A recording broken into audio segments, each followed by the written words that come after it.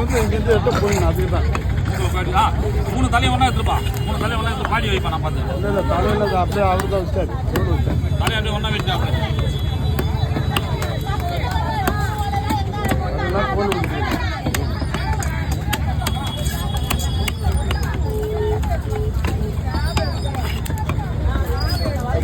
வரலாம். அதில் உரிக்கலாம். அதெல்லாம் கூட உரிக்க மாட்டேங்காங்க. அப்படியா? ஆமாம். ஏன்னு கேளு, அந்த அந்த மீன் செவ்வளோ ஒட்டிட்டு வெப்பாக இருக்கிற தோல் மட்டும் தான் இருக்குது.